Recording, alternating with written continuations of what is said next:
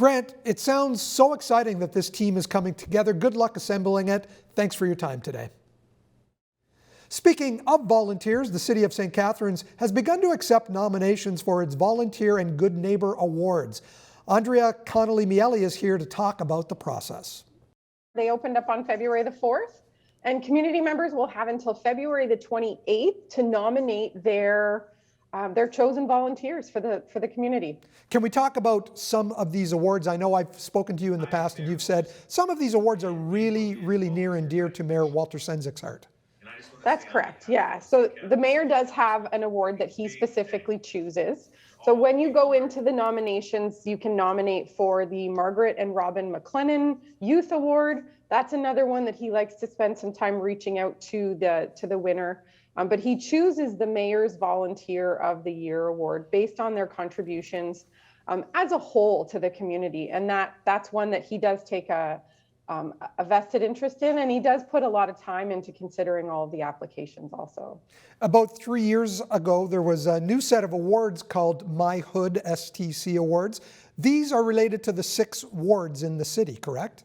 That's correct. So each ward can have up to 2 winners. So we receive a number of nominees, and then the decision is made between those nominees, which 2 contributed substantially to each specific ward in the city.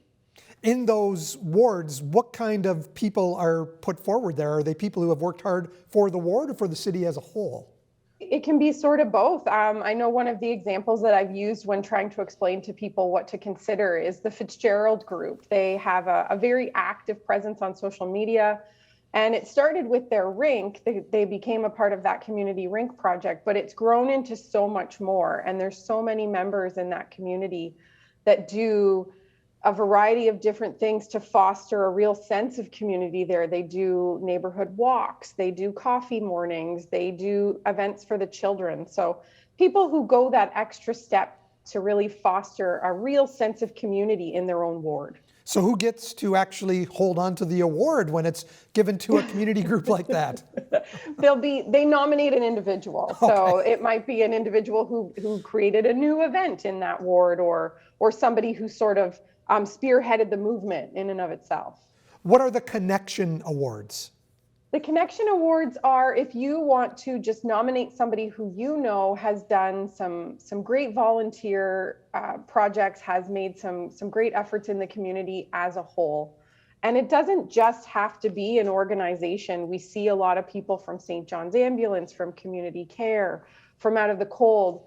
But really, especially in these times, we're looking to recognize those who have been called to serve their community in any way. You know, it might be, especially with the youth awards, it might be some young child in the neighborhood or teenager in the neighborhood who's taken it upon themselves during the snowstorms to take care of all their elderly neighbors, or during the pandemic, maybe go out and get groceries once a week for all of their neighbors. You know, just anything that has had them doing anything and everything they can to help their community. The nominations open February 4th. What has the response been like so far?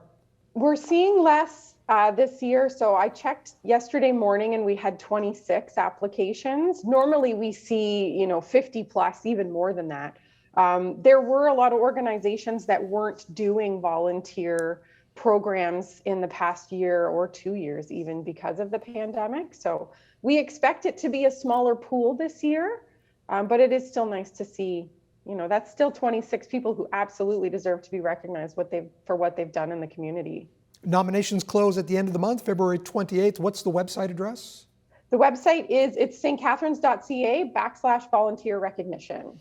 Andrea, thank you for joining us today, and a note to our viewers, put those thinking caps on and think about nominating someone who is doing good in the community. Thanks again, Andrea.